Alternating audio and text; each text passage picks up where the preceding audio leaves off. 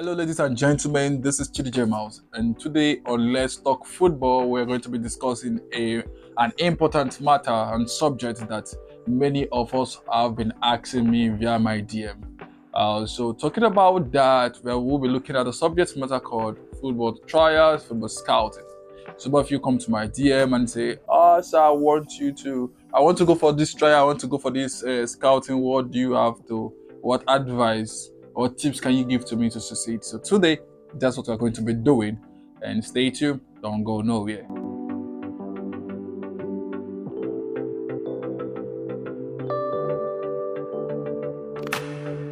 Getting back to the subject of scouting, like we said earlier, what are those things you need to do as a player when you are preparing for a trial opportunity or going for this scouting event, especially those open scouting events where many players or teams register? How do you prepare? How do you prepare yourself for such an event? So number one, what you must know or do as a player when preparing or going for a scouting event is that you must consider that event as a medium of assessment.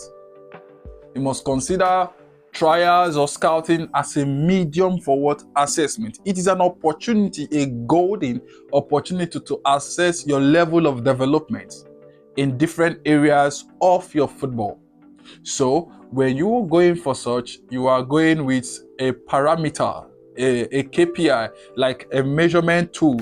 This and which areas will I be gaining assessment from?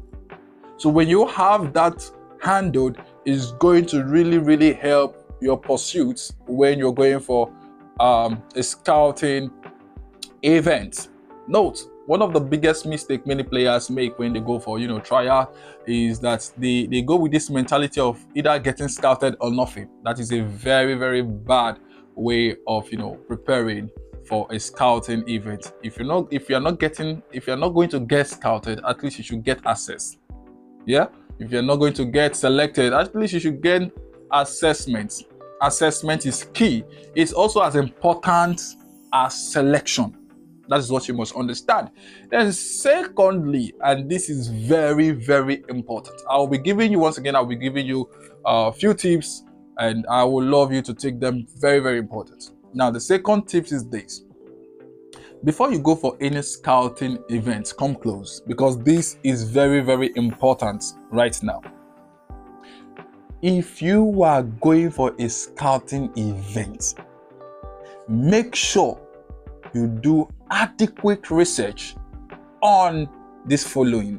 Number one, the organizers of that event. Number two, the scouts or agents or coaches that are bringing for that scouting event.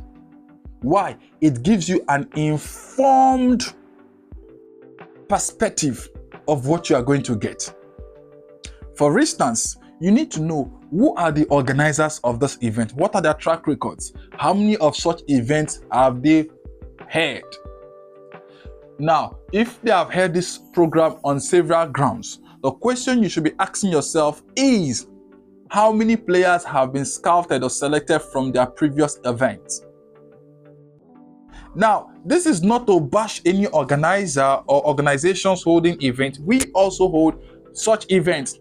The question again you should be looking at while doing your research is, what is in it for them?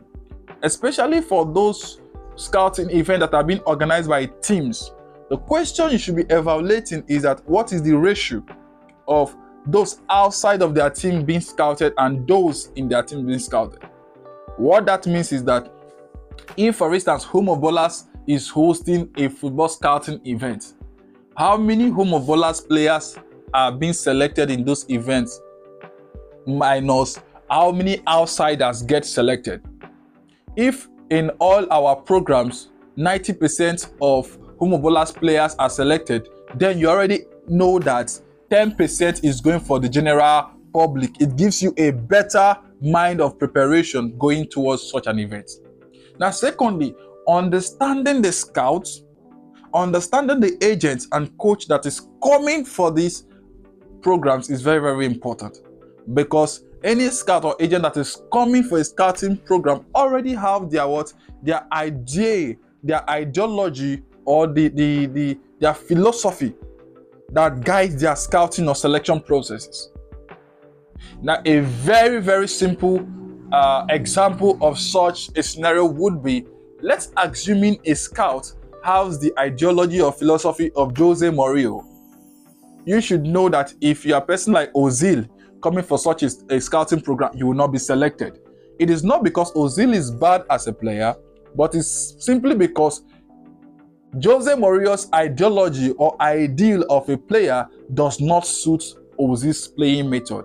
Even if Ozil plays heaven and earth, he's not going to choose you. Secondly, assuming a scout or an agent is coming from the perspective of Pep Guardiola. If Pep Guardiola was to be a scout or an agent coming for a scouting event, if you are Joe Hart in that program, you already know that you're not going to be selected. Pep Guardiola does not play with players that load the ball. So, if you are such a goalkeeper, note that before Pep came to Man City, remember that Joe Hart has won Golden Gloves for like 3 or 4 times already. So this is not a question of quality. Joe Hart is a fantastic goalkeeper, but it does not fit into his ideology or an ideal of who a goalkeeper is for him. So knowing the scouts, knowing the agents, knowing the coach that is coming for a particular scouting event will help you better informed in those practices or in those programs. Then thirdly, you need to ask yourself, what are the positions that so and so have selected in the previous events or in the previous programs? What are the ratio? What I mean is this: between the defense, the midfield, the goal position, and the forward position, which position have been the most benefited position in the previous events? So, when you're preparing for a scouting event, it's something that you must judiciously and you must deliberately prepare. It's not something that you can be lackadaisical about or nonchalant about, or just believe that you just wake up one morning and just bandazzle everybody in the event. No. So all this, when all this is put in place, it's better puts you in a place of preparation for it. So when you get there, you are not let's say you are not having this entitlement mentality of getting scouted or nothing. Or when you go for scouting, you start blaming the organizers. I will get to that, but not in this episode. Where you think that organizers do partial or this, so you get angry. You feel that where you outplayed this so and so player, why is he getting choose? Why are they selecting him, and why were you left out?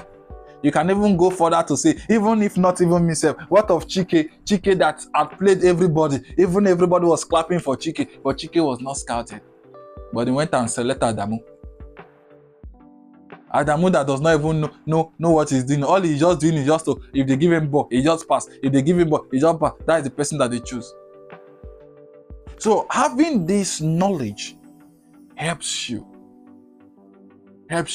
Like going back to the first tip I gave to you, going with that mentality or the mindset of getting assessment will better prepare you. So when you get to that event that day, even after getting all this information and preparing yourself, developing yourself well for such an event, when you are not selected, you can easily meet the coaches.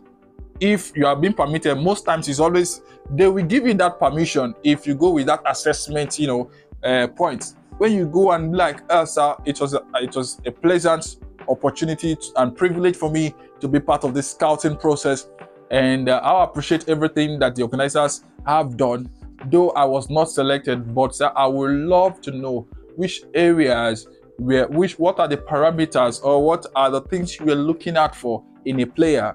When they give you such an information, you can easily ask again, okay, sir, based on my game today, which areas do you think I can get better? Which areas do you think I can improve on? So that will actually give you a better information for your next preparation.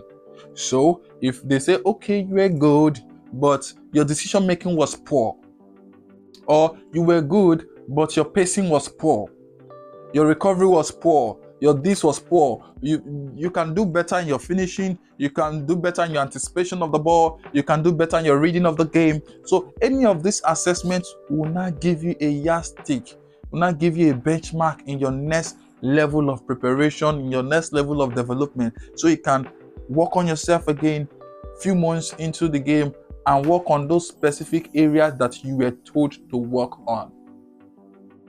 So that will give you an edge.